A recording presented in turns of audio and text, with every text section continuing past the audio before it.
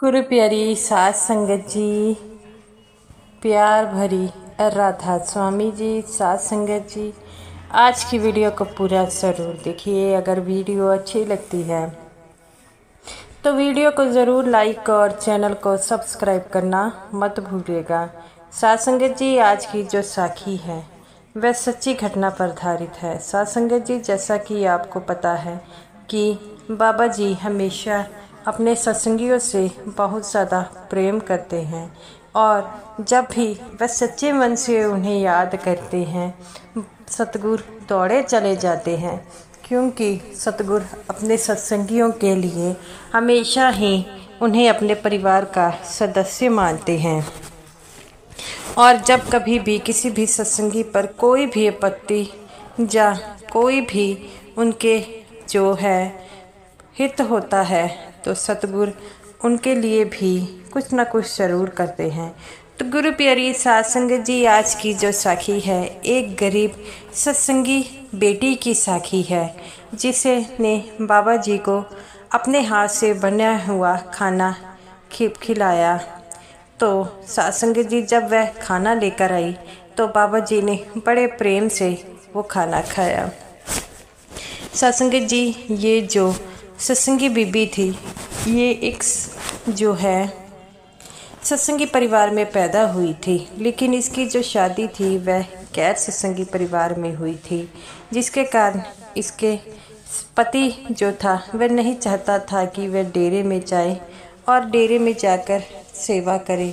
लेकिन इसकी सास जो थी उसका स्वभाव बहुत अच्छा था, वह इसे अपनी बेटी की तरह समझती थी, जिस कारण ये जब कभी भी उसका पति कहीं पर बाहर गया हुआ था तो उसकी सास उसे कहती कि तू चली जा और सत्संग सुना, जिससे वह बड़ी खुश होती और कहती है कि मेरे बाबा जी ने मुझे इतना अच्छा सत्संगी परिवार दिया है, सत्संगी परिवार नहीं लेकिन इतनी अच्छी सास दी है।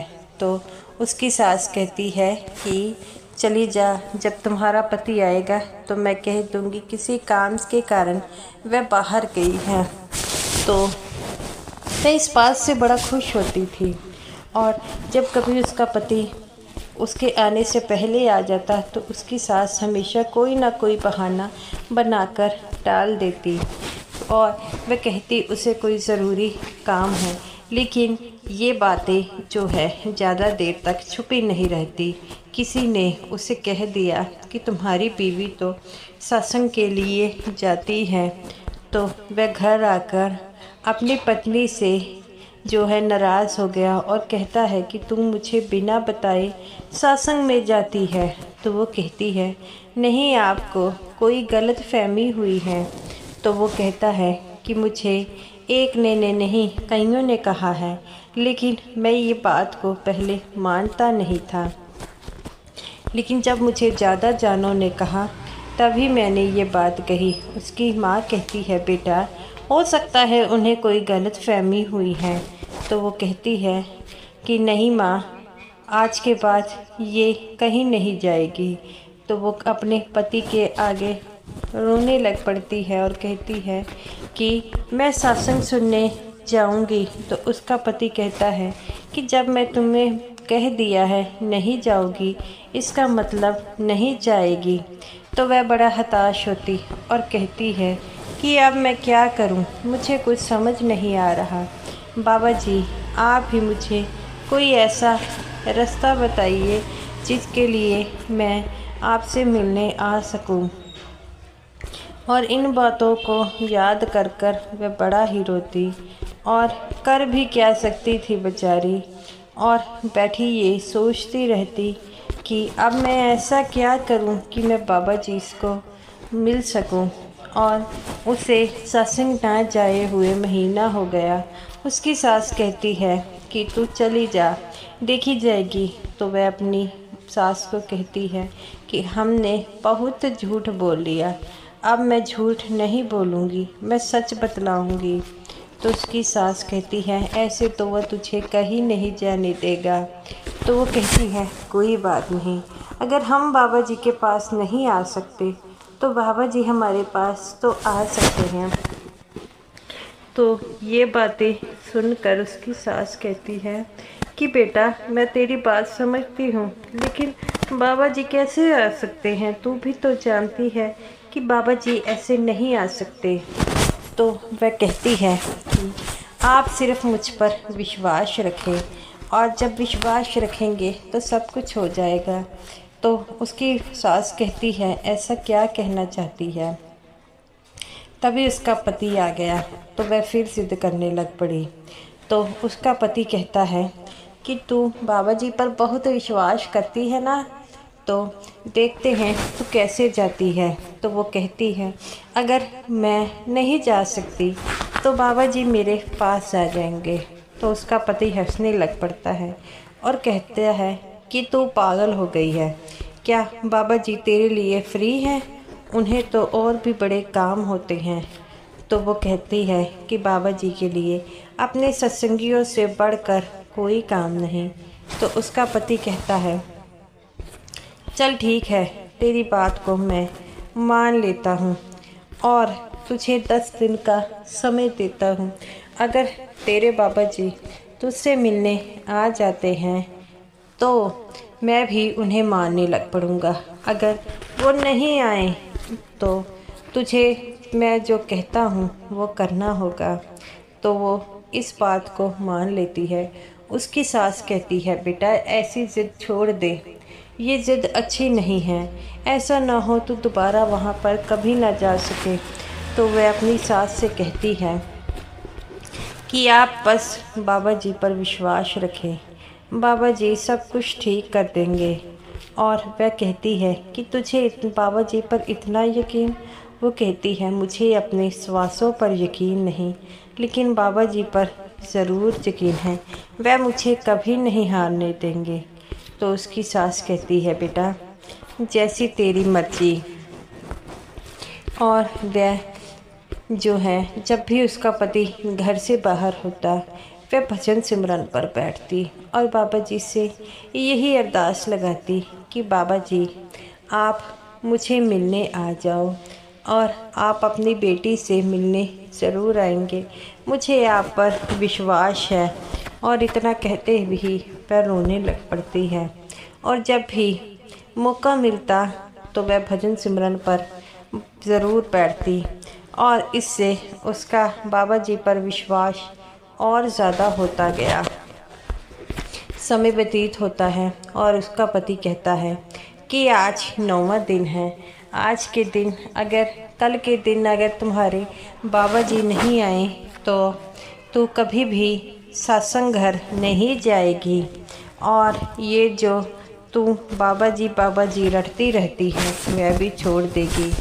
तो वो कहती है कि अभी कल का दिन पड़ा है, और जब तक कल का दिन पड़ा है तो मैं कैसे पहले हार मान लूँ। उसका पति कहता है कि कल का दिन भी तो निकल जाएगा, तो इस बात की चिंता क्यों लगाती है?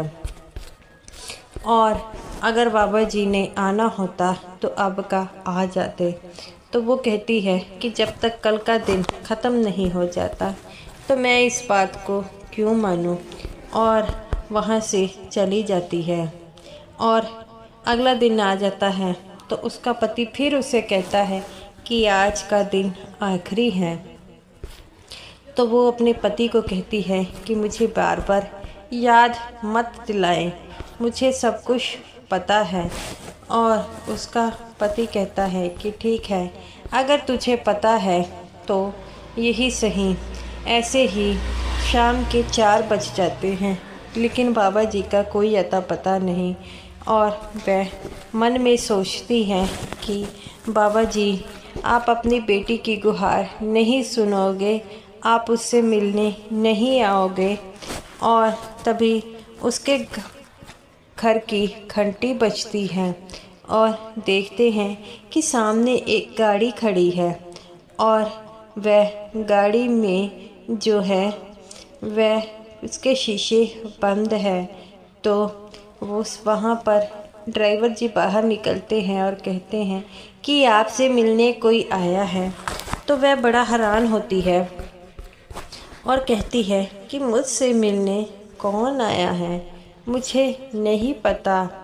और तब जब वह कार का शीशा खुलता है तो बाबा जी को सामने देखकर वह हैरान हो जाती है और कहती है कि बाबा जी, आप मुझसे मिलने आए हैं। तब बाबा जी कहते हैं कि बच्चू, तू मुझे याद कर रही थी तो मुझे तो तुझे मिलने आना ही था। तो बाबा जी को देखकर उसकी आंखों से पानी आ जाता है और कहती है कि बाबा जी, आइए ना अंदर। तो बाबा जी कहते हैं, नहीं बेटा, मैं तो तुझसे मिलने आया हूँ। इतनी बात कहते ही वो कहती है कि बेटी कहते हैं और उसके घर भी नहीं अंदर आते। तब बाबा जी गाड़ी के शीशा दरवाज़ा खोलते हैं और अंदर आ जाते हैं और अंदर आकर बैठते हैं। और तभी उसका पति आता है और कहता है, कौन आया है? तो वह कहती है कि मेरे बाबा जी मुझसे मिलने आए हैं। और जब वह बाबा जी को देखता है तो वह हैरान परेशान हो जाता है और कहता है कि बाबा जी आप।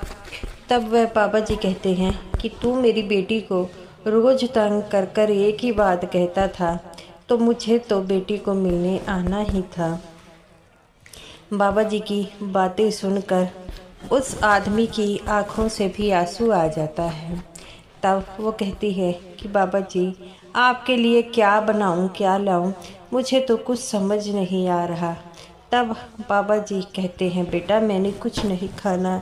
तब वह कहती है कि बाबा जी, हमारे घर में तो क्या बनाऊं, क्या दूं, मुझे कुछ समझ नहीं आ रहा। तब बाबा जी कहते हैं कि बेटा अपने हाथ से बनी एक रोटी ही खिला दे। तो वो कहती है, नहीं नहीं बाबा जी, मैं बाज़ार से कुछ मंगाती हूँ। बाबा जी कहते हैं, बेटा बाज़ार से मंगाने की कोई ज़रूरत नहीं, अभी मैंने चले जाना है। तो वो कहती है, बाबा जी आप अपनी बेटी के हाथों की रोटी मैं अभी लेकर आती हूँ। वह बाबा जी के लिए रोटी लाती है और बाबा जी उसमें से सिर्फ आधी रोटी लेते हैं। तो वो कहती हैं, बाबा जी आपने आधी ही रोटी ली है। तो वो कहते हैं, बाबा जी कहते हैं, बेटा मैंने इसलिए कि तू बार बार जिद कर रही थी, इसलिए मैं थोड़ा सा ले रहा हूँ। और वो कहती है कि बाबा जी आपकी बड़ी कृपा है। तो बाबा जी कहते हैं कि बेटा तू कब से मुझे याद कर रही थी। और उसका पति कहता है कि बाबा जी मुझसे बड़ी गलती हो गई।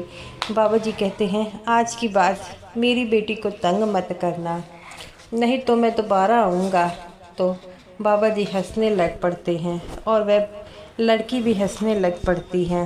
तो वो कहता है कि बाबा जी मेरे मन में जो भी शंका सी वह दूर हो गई।